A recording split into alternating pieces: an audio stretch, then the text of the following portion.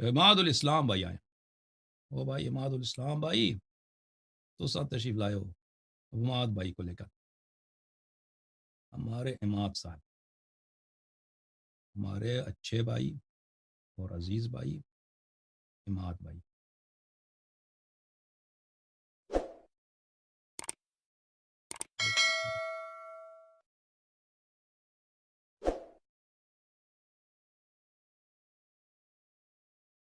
جی جناب اماد بھائی السلام علیکم، کیسے ہیں جناب؟ خیریت وعلیکم سے ہیں؟ ٹھیک السلام، ٹھاک آپ ہیں کیسے آپ؟ ہیں؟ اللہ تعالیٰ کا احسان ہے. کیسے ہیں آپ؟ جی ٹھیک ٹھاک، کرم ہے، طبیعت صحیح ہے؟ فضل ہے. آپ جیلم میں ہیں، جی کہاں بس چلے گئے؟ جی ادھر ہی ہیں جناب، بخار تھا کافی زیادہ. باقی یہ کہ انجینئر مرزا کے اوپر قانونی کارروائی کی ہوئی ہے آپ کہ نے اس کی نے ہے؟ جو نبی علیہ جی آپ کی جی محبت ان سے محبت کم ہو گئی ان سے کیا؟ نہیں، محبت حسن بھائی اللہ رسول کے پہلے لیے والا صلی محبت نہیں اللہ ہے علیہ کیا؟ وآلہ، ہاں؟ اور جدائیاں بھی اللہ رسول کے لیے ہیں. اچھا، وہ تو پہلے آپ کہتے تھے کہ یہ تو آپ کے استاد ہے، پتہ نہیں کیا کیا وہ نہیں نہیں نہیں، ہے. استاد تو میرا ہی نہیں نا، میرا استاد میرے بھائی، میں تو ان کو ہی مانتا ہوں جن سے میں نے پڑھا ہے. انجینئر مرزا تو جسٹ ایک آپ جیسے فرینڈ ہیں تھے، جی. آپ تو نہیں ہیں، کیونکہ جب سے انہوں نے نبی علیہ السلام کی گستاخیاں، پہلے بھی میں نے منع کیا ہے انجینئر مرزا کو کہ باز آ جاؤ آپ ان حرکتوں سے، مگر وہ نہیں آئے، تو میں نے پھر تو علمی تو اختلاف آپ کیے تو تو اگر اس نے آپ کے نزدیک وہ گستاخ رسول ہیں صلی اللہ علیہ وسلم کیا؟ ہاں ہاں ہاں، جی جی جی جی، بالکل تو آپ کے بالکل نزدیک جی. وہ جو نبی علیہ واجب القتل ہیں، السلام، مرتد واجب القتل ہیں کیا وہ؟ میری بات سنیں نا، جو نبی علیہ السلام کے بارے میں یہ بات کہتا ہے کہ شکرا نعوذ باللہ، تو میں یہ سمجھتا ہوں یہ گستاخی ہے نبی علیہ السلام کی، جب تک یہ توبہ نہ کرے. میں تو آپ کے چینل کے توسط سے کہوں گا توبہ کرو انجینئر مرزا، کہ تم تو نے توبہ اہل ہوتی ہے؟ بیت کے بارے میں بھی گستاخ کا توبہ ہوتا ہے اپنے لوگوں کے ہاں؟ باتیں کی ہیں. گستاخ کا توبہ قبول ہے؟ گستاخ یہ تو کسی کا فتویٰ نہیں ہے. اگر کوئی شخص گستاخی رسول صلی اللہ علیہ وسلم کرتا ہے نا، آپ بات لوگوں کے ہاں تو یہ یہ ہے، حکم یہی ہے آپ کی کہ وہ اگر توبہ کرے، توبہ تو اس کے اور اللہ کے درمیان ہے، ظاہر میں اس کا توبہ قبول نہیں ہے، یعنی وہ واجب القتل ہے. آپ لوگوں کا ہاں تو یہ حکم یہی ہے نا. ویڈیو میں آ کے توبہ کرے، ویڈیو میں آ کے توبہ کرے کہ میں اعلانیہ توبہ کرتا ہوں. نہیں، پھر آپ اپنے دیٹس مذہب آل. سے پھر گئے بھائی، مذہب سے پھر گئے آپ حماد بھائی. دیکھیں آپ نہیں اپنی نہیں کتب میں نہیں نہیں. جائیے. ہاں، یہ آپ لوگوں کے ہاں جو واقعا جو شاتم ہوتا ہے نا، میرا نبی صلی اللہ علیہ وسلم کا اسٹانس جو ہے شاتم ہے، آپ لوگوں کا موقف یہی ہے کہ بھائی وہ توبہ کر بھی لے، میرا توبہ شاید اللہ اس کی قبول کرے، لیکن دنیا میں اس کا حکم قتل ہے. یہ آپ لوگوں کا تو یہ حکم ہے بھائی، اس کو آپ نے واجب القتل بنا دیا نا.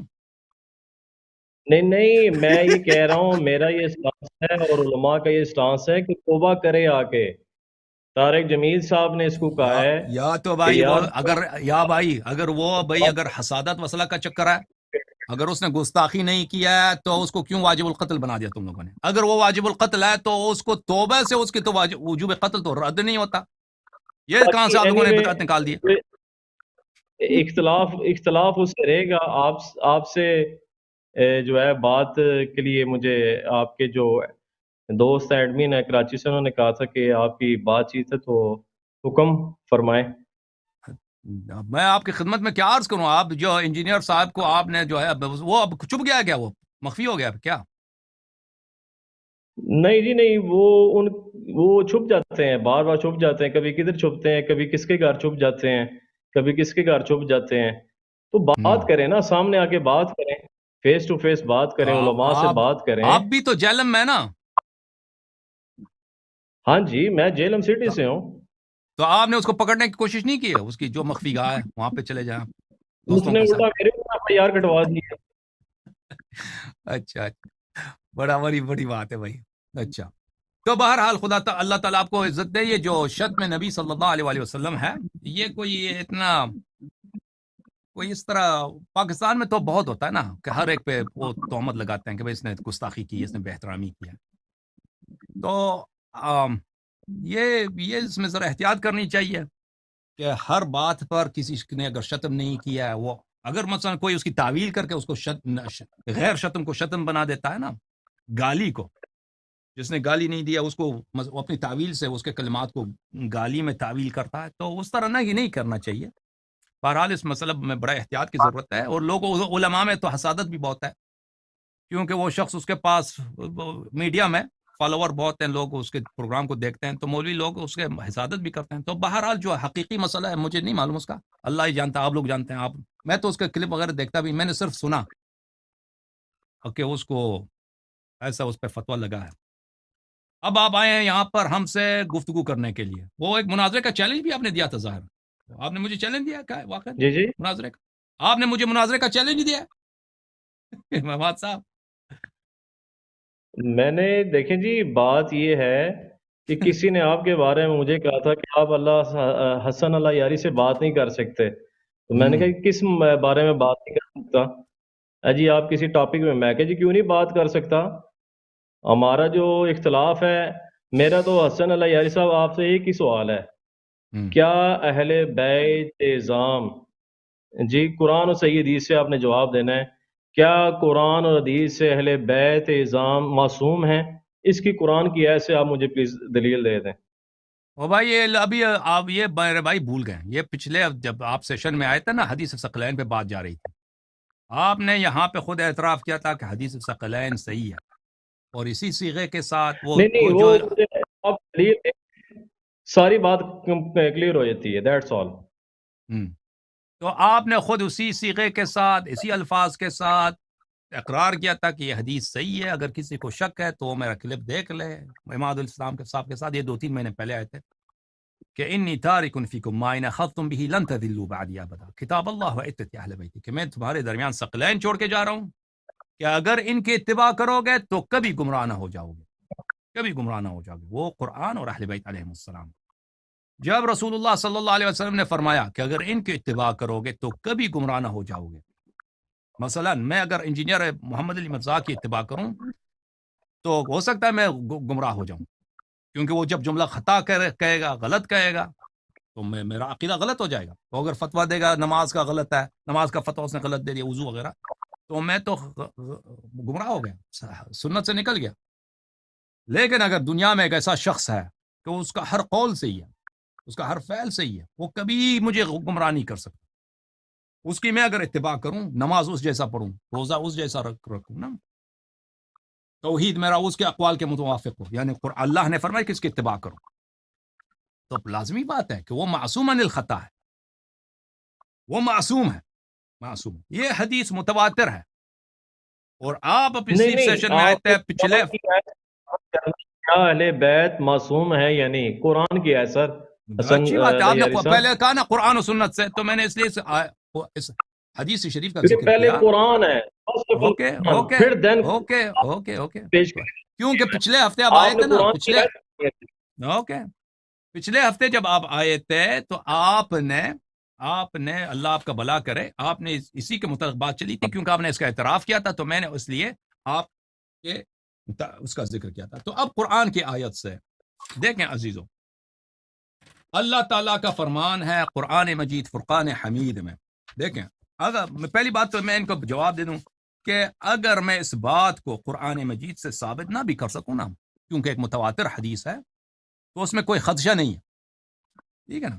ایک شخص اگر مسلمان ہے تو وہ کبھی نہیں کہتا، کافر کہہ سکتا ہے کہ بھئی فلان مطلب کہ قرآن میں دکھاؤ، مسلمان کبھی نہیں کہہ سکتا کہ مجھے حدیث نہیں پسند، پہلے حدیث پہ مجھے قرآن قرات نہیں ہے، ابھی آتے ہیں بات آپ کی، بیان کی ہے، آتے ہیں قرآن بات آپ بیان کی، کروں گا۔ باتیں ہیں مولوی صاحب، مولوی صاحب آتے ہیں، مولوی صاحب آتے ہیں، آپ مسلمان حسن کبھی نہیں صاحب، کہ آپ قرآن اور بھائی، قرآن کی آیت سے یہ چیز ثابت کہ بیت معصوم ہے، یہ بات آپ سے گزارش میں کر رہا فرض ہوں، کریں میرے ٹائم بھائی، فرض کریں میرے بھائی، میں اگر قرآن سے ثابت نہیں کیا، میں نے سنت سے ثابت کیا، تو کیا میرے مدعا نہیں نا، مردود ہے؟ پھر فیل ہو جاتے ہیں نا سر، کیوں فیل ہو کیونکہ جاتی ہے؟ آپ نے قرآن سے ثابت کر، قرآن سے دینی ہے پھر سنت سے، اوکے یہی تو انجینئر مرزا بھائی صاحب، اور ایسے علماء اماد بھائی، آپ قرآن نے لگتا ہے زیادہ دوستی کی آپ نے مستری صاحب سے، اور اس لیے وجہ سے آپ کی جو ہے نا وہ کچھ اسکرو جو ہے میرے خلاف لوز ہو نہیں گیا۔ نہیں نہیں نہیں، یہ بات نہیں ہے، آپ نے او قرآن بھائی سے بات ثابت سنو، کرنی ہے بات،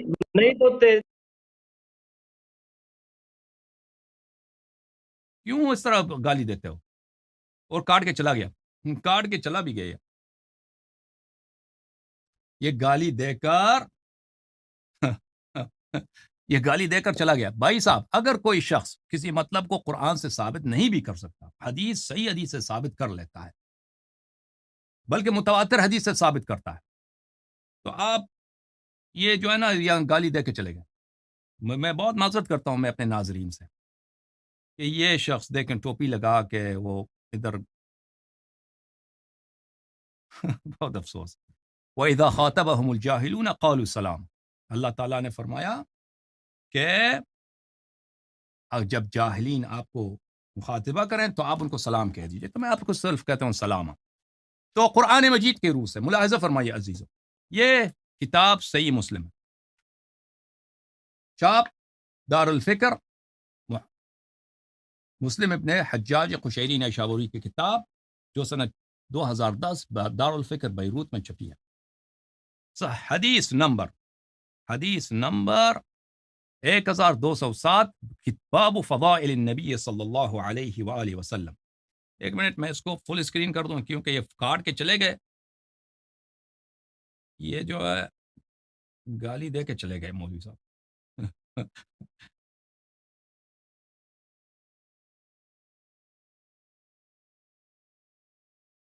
اچھا، حدیث یہ ہے میرے عزیزوں، عائشہ سے روایت ہے اور یہ حدیث متواتر صحیح۔ حدیث کون سی ہے؟ خرج النبی صلی اللہ علیہ وآلہ وسلم غداة وعلیہ مرط مرحل من شعر الاسفل۔ نبی کریم صلی اللہ علیہ وآلہ وسلم ایک دن تشریف لائے، ان پر ایک کملی تھی، کملی پر زین سیڈلز جو ہوتے ہیں نا گھوڑے کے یا اونٹ کے، اس کے نشان تھے، اس کے نقش و نگار تھے۔ اچھا، فجاء الحسن، یہ روز کالے رنگ کے اون سے بنی، فجاء الحسن بن علی فادخلہ، امام حسن مجتبی علیہ السلام آئے، ان کو داخل فرمایا کملی میں۔ ثم جاء الحسین علیہ السلام فدخل معه، پھر میرے مولا امام حسین علیہ السلام تشریف لائے، ان کو داخل فرمایا۔ ثم جاءت فاطمہ فادخلها سلام اللہ علیہا، پھر حضرت زہرا سلام اللہ علیہا تشریف لائے، ان کو داخل فرمایا۔ ثم جاء علی فادخلہ، پھر علی علیہ السلام تشریف لائے، پھر ان کو داخل فرمایا۔ اور باب کیا ہے؟ باب فضائل اہل بیت النبی، باب فضائل اہل بیت النبی، اور اس میں صرف ایک ہی حدیث اور وہ بھی عائشہ سے، ٹھیک ہے نا۔ اگر اہل بیت میں ازواج ہوتے تو چاہیے تھا مسلم کو، جو آپ کا اتنا بڑا بھائی ہے، اس نے کتاب لکھا ہے، قرآن کی بہن کہتے ہیں نا، قرآن کا بھائی کہتے ہیں، اصح الکتاب بعد القرآنی الصحیحان۔ اچھا، تو اس میں ازواج کی بھی کچھ فضائل شامل کرتے، تو کیونکہ وہ فاضل آدمی ہے مسلم ابن حجاج، وہ جانتا ہے کہ ازواج جو ہیں اہل بیت میں سے نہیں ہیں، تو وہاں پر اہل بیت کو تعریف کرتا ہے مسلم کہ اہل بیت کون ہے۔ تو رسول پاک صلی اللہ علیہ وسلم تشریف لائے، کالے رنگ کا کملی ہے، امام حسن علیہ السلام پہلے تشریف لائے، ان کو داخل فرمائے کملی میں، پھر امام حسین علیہ السلام کو، پھر زہرا سلام اللہ علیہ کو، پھر ان کے بھائی امیر المؤمنین علیہ السلام آئے۔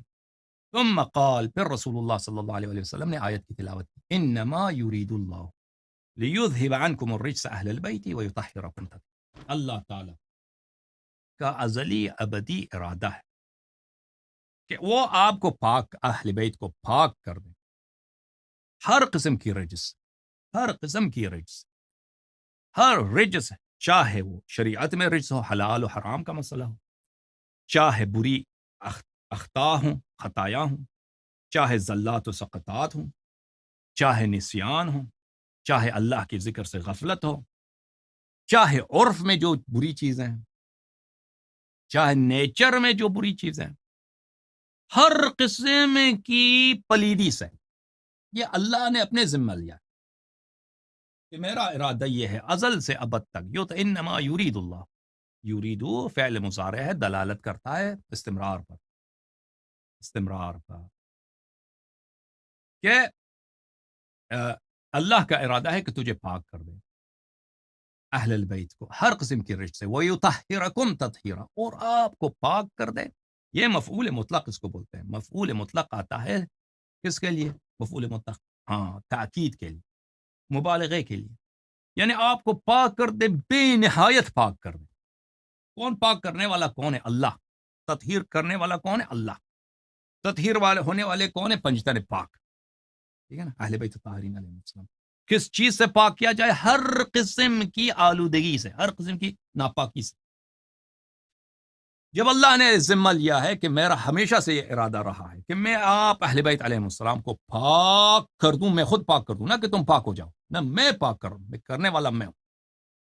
ہر قسم کی پلیدی ہر قسم کی پلیدی دور کر دوں اب اہل بیت سے، اور میں آپ کو غایت تطہیر، نہایت پاکیزہ بناؤں۔ تو واضح ہے، یہ عصمت کی واضح دلیل، کیونکہ گناہ رجز ہے، اللہ کی یاد سے غفلت یہ ناپاکی ہے، اخطاء، زلات، سقطات یہ ناپاکیاں ہیں۔